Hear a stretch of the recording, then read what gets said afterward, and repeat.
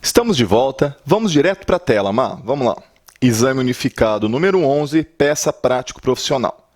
Gilberto, quando primário, apesar de portador de maus antecedentes, praticou um crime de roubo simples, pois quando tinha 20 anos de idade, subtraiu de Renata, mediante grave ameaça, um aparelho celular. Apesar de o crime restar consumado, o telefone celular foi recuperado pela vítima. Os fatos foram praticados em 12 de dezembro de 2011. Por tal conduta, foi Gilberto denunciado e condenado como incurso nas sanções penais do artigo 157 caput do Código Penal, a uma pena privativa de liberdade de 4 anos e 6 meses de reclusão em regime inicial fechado e 12 dias multa. Tendo a sentença transitada em julgado para ambas as partes em 11 de setembro de 2013, Gilberto havia respondido ao processo em liberdade, mas desde 15 de setembro de 2013 vem cumprindo a sanção penal que lhe foi aplicada regularmente, inclusive obtendo progressão de regime. Nunca foi punido pela prática de falta grave e preenchia os requisitos subjetivos para obtenção dos benefícios da execução penal. No dia 25 de fevereiro de 2015, você, advogado de Gilberto, formulou pedido de obtenção de livramento condicional junto ao juízo da vara de execução penal da comarca do Rio de Janeiro, órgão efetivamente competente. O pedido, contudo, foi indeferido, apesar de, em tese, os requisitos subjetivos estarem preenchidos sob os seguintes argumentos. O crime de roubo é crime hediondo, não tendo sido cumprido até o momento do requerimento 2/3 da pena privativa de liberdade. B. Ainda que não fosse hediondo, não estariam preenchidos os requisitos objetivos para o benefício, tendo em vista que Gilberto, por ser portador de maus antecedentes, deveria cumprir metade da pena imposta para obtenção do livramento condicional. C. Indispensabilidade da realização de exame criminológico, tendo em vista que os crimes de roubo, de maneira abstrata, são extremamente graves e causam severos prejuízos para a sociedade. Você, advogado de Gilberto, foi intimado dessa decisão em 23 de março de 2015, uma segunda-feira. Com base nas informações acima expostas e naquelas que podem ser inferidas do caso concreto, redija a peça cabível, excluída a possibilidade de habeas corpus, no último dia do prazo para sua interposição, sustentando todas as teses jurídicas pertinentes. Responda justificadamente, empregando os argumentos jurídicos apropriados e a fundamentação legal pertinente ao caso. Volta aqui para mim, Má. Então veja você.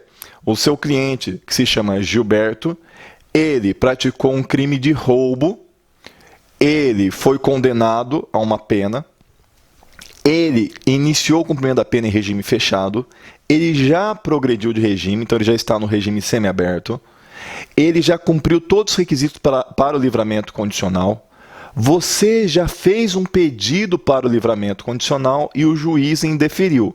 O juiz indefere por meio do quê? De uma decisão. Se é na fase de execução, o juiz proferiu uma decisão, cabe qual recurso? Agravo em execução. Esse agravo em execução foi o juiz do estado do Rio de Janeiro. E ele, segundo o examinador, é efetivamente o competente. Então, pelo amor de Deus, hein, não vai jogar lá para a Justiça Federal. É execução federal do Rio de Janeiro estadual. Perfeito? Uma das varas criminais da comarca do Rio de Janeiro. Além disso, você vê que o juiz diz que ele não tem o direito por conta do quê? Porque é um crime hediondo. Agora, roubo é crime hediondo? Não. Latrocínio é crime hediondo. Agora, roubo consumado não é crime hediondo. Então, se o juiz não concede um direito ao seu cliente, alegando que um crime é hediondo quando não é, ele está violando o princípio da taxatividade, ou o princípio da legalidade, ou ele está fazendo uma analogia em malam partem, o que é proibido no nosso direito penal. Perfeito?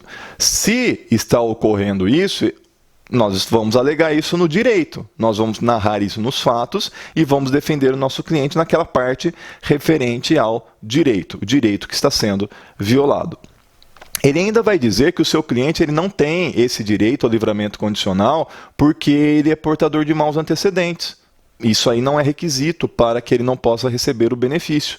E mais, vai dizer que o seu cliente ele precisa, o que é mesmo? O que falou aqui?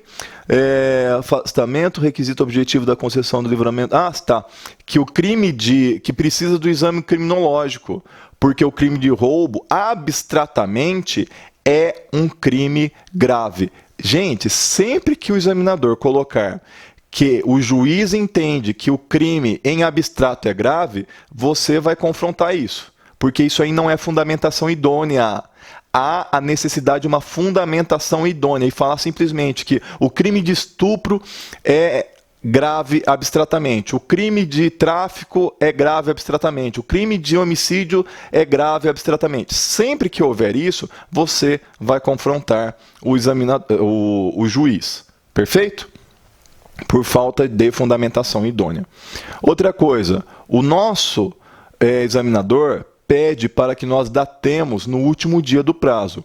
Em execução penal, a regra para a contagem do prazo é a mesma do processo penal. Então você foi intimado numa segunda-feira. A intimação foi na segunda, exclui-se o dia do começo, começa a contar no primeiro dia útil subsequente. Então acabou segunda-feira, você começa a contar na terça. Terça, quarta, quinta, sexta, sábado é o quinto dia. Perfeito? Então vai acabar quando? No primeiro dia útil subsequente, na próxima segunda-feira. Então veja você, você foi intimado na segunda, perfeito? Então vamos contar 5 dias? Começa na terça. Terça, quarta, quinta, sexta, sábado.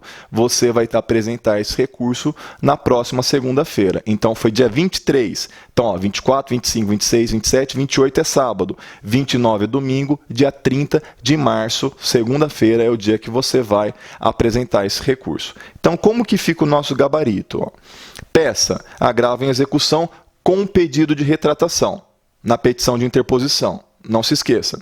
Fundamentação, artigo 197 da Lei de Execução Penal. Endereçamento da petição de interposição. Excelentíssimo senhor, doutor, juiz de direito da Vara de Execução Criminal da Comarca do Rio de Janeiro. Teses em favor do seu cliente. Você vai fazer um desenvolvimento jurídico acerca da concessão do livramento condicional, pois o fundamento trazido pelo magistrado é equivocado.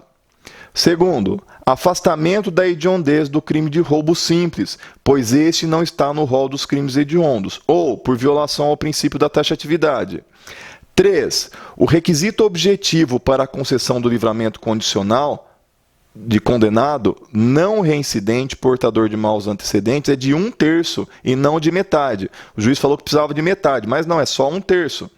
4. Aplicação do artigo 83.1 do Código Penal ou, por questão lógica, não aplicação do artigo 83.2 do Código Penal, diante do princípio da legalidade, que veda a aplicação da analogia em malam parte, ou aplicação da interpretação mais favorável ao apenado.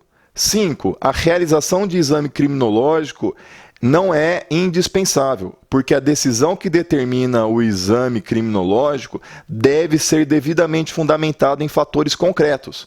E a mera gravidade em abstrato do crime não é suficiente para a exigência do exame criminológico. Onde que está isso? Súmula 439 do STJ. Você tem que saber essa súmula. Grifa essa súmula. Entenda, lembre-se dessa súmula. Quais são os pedidos que você vai fazer? Conhecimento e provimento do recurso e consequente concessão do livramento condicional e expedição de alvará de soltura. Data da petição, 30 de março de 2015. Perfeito? Pessoal, vamos fazer nosso último intervalo e nós voltamos para ver como que vai ficar essa nossa peça aqui de agravo em execução. Já já nós voltamos.